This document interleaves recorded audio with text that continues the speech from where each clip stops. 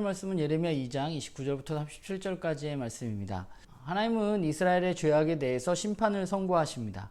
그런데 이스라엘의 반응은 어떠한가 보면 오히려 그들은 하나님께 대항하고 있다고 말합니다. 자신의 잘못이 없다고 이야기하는 것이죠. 그렇다면 이스라엘 민족들은 왜 하나님의 이런 심판의 메시지에 대해서 대항하고 있고 자신들의 잘못이 없다고 이야기하는 것인가? 오늘 본문 33절을 보면 이렇게 말해요. 사랑을 얻으려고 행위를 아름답게 꾸미는 자들이라고 말합니다. 이 말은 그들이 겉으로 꽤 괜찮게 보이기 위해서만 노력하고 있다는 것입니다. 그들이 하는 일은 무엇인가 하면 겉으로 하나님께 괜찮게 보이기 위해서 애쓰는 것입니다. 그리고 그 가운데 가장 중요한 것이 아마도 당시에 하나님께 드리는 제사였을 것입니다. 그들은 하나님이 말씀해 주신 방법대로 하나님을 예배했습니다. 그들은 하나님이 말씀하신 제물도 드렸습니다. 그들은 겉으로는 아무 문제가 없는 사람처럼 보입니다. 그런데 하나님은 그 문제에 대해서 그것이 종교적인 거칠애라고 말씀하고 계시는 것이죠. 그러면서 하나님이 이야기하시는 것은 무엇인가 하면 그들의 공동체 가운데 일어나는 일입니다. 그들 가운데 어떤 일이 일어났냐 하면 죄 없는 가난한 자들의 피 흘림이 있었다고 말씀하십니다. 즉 사회적인 약자들이 고난받고 있다는 것이죠. 그들은 거칠에는 굉장히 잘했습니다. 하나님 앞에 제사를 드리고 제물도 드렸습니다. 그래서 그들은 하나님 앞에 도대체 하나님께 우리가 뭘 잘못했나요? 우리에게 무엇이 문제나요? 라고 이렇게 따졌지만 하나님은 그들이 드린 제사가 아니라 그들의 삶에 대해서 지금 지적하고 계시는 것이죠. 종교적인 치장이 아니라 정말 그들이 하나님의 백성으로 하나님을 예배하는 사람으로서 어떤 삶을 살았느냐 하는 것을 하나님은 지금 지적하고 계시다는 것입니다.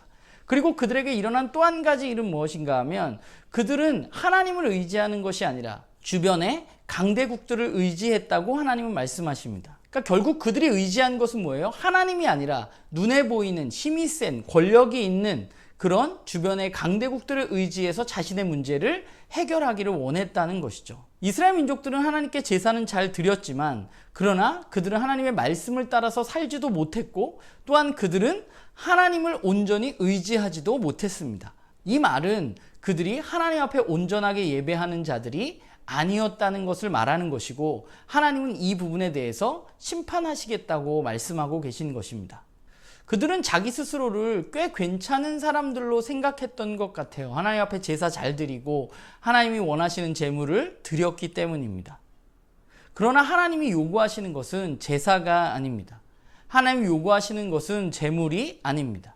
하나님이 그들에게 요구하시는 것은 그들이 하나님께 온전한 제사를 드림으로 하나님과 온전한 관계를 맺고 그들의 삶 가운데 그들의 공동체 가운데 하나님의 다스림 즉 사랑과 공의의 다스림이 이루어지는 것입니다. 세상과는 다른 법칙 하나님의 말씀으로 그들의 공동체가 이루어져 가는 것입니다. 세상 속에서는 가난한 자들이 눈물 흘리고 피 흘리는 것이 어쩌면 너무나 당연하게 여겨지지만 하나님께 제사를 드리는 사람들의 공동체에서는 그런 일이 일어나서는 안 된다고 주님은 말씀하고 계신 것이죠. 또한 그들은 오직 하나님만 의지했어야만 합니다. 힘과 권력과 돈이 아니라 주변의 강대국이 아니라 오직 하나님 한 분만 의지하는 그런 백성으로 그들이 살아가야만 했던 것이죠. 오늘 본문을 보면 하나님께 대항하는 그들의 모습이 우리가 느끼기에는 조금 뻔뻔해 보일 수 있지만 그들에게는 다 나름의 이유가 있었습니다. 그것은 바로 하나님께 드리는 제사였습니다. 그들은 제사를 빼먹지도 않았고 하나님 앞에 드릴 것을 드렸습니다. 그러나 하나님은 제사가 아니라 그들의 삶을 원하시는 것이죠. 제사의 목적은 온전한 삶을 살아가는 것입니다. 오직 하나님을 주인 삼고 하나님의 말씀을 따라서 그들이 걸어가는 것, 그것이 바로 이스라엘 민족들에게 원하는 것이죠. 오늘 말씀을 보면서 우리는 어떠한가 좀 생각해 보게 됩니다. 우리는 하나님을 알고 하나님을 믿게 되었고 또한 하나님을 예배합니다. 우리는 예배당에 앉아서 하나님 앞에 손을 들고 때로는 박수를 치고 때로는 눈물을 흘리며 하나님 앞에 예배를 드립니다. 그렇다면 우리는 어떤 예배자야만 하는가? 우리가 그렇게 예배를 하나님 앞에 드리는 사람이라면 우리들에게 요구되어지는 것은 무엇인가? 그것은 바로 온전한 예배자로서의 삶인 것이죠.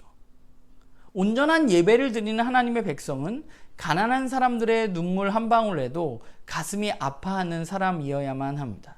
다른 사람들이 무엇라고 이야기하건 간에 세상이 무엇이라고 말하건 간에 연약한 사람들의 아픔을 공감하고 그들과 함께 울어줄 수 있는 사람, 그들의 아픔 때문에 다른 사람들이 보기에 호들갑 떠는 사람, 그들이 바로 온전한 예배자인 것입니다.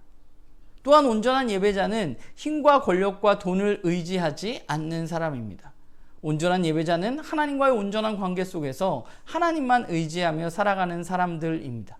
우리가 세상을 살아가다 보면 세상에서 돈과 힘과 권력이 있으면 우리는 조금 더 편안하고 조금 더 행복한 삶을 살아갈 수 있을 것처럼 보입니다. 그래서 나도 그것을 추구하고 싶은 마음이 들기도 합니다. 그러나 우리가 하나님을 예배하는 사람이라면 우리는 오직 하나님 한 분을 의지하고 그분을 주인 삼고 살아가는 것이 바로 우리들의 모습이어야만 한다고 생각합니다. 바라기는 저와 여러분이 정말 주님이 찾으시고 주님이 원하시는 그 한 사람의 예배자로 이 땅 가운데 살아가기를 주님의 이름으로 부탁을 드립니다.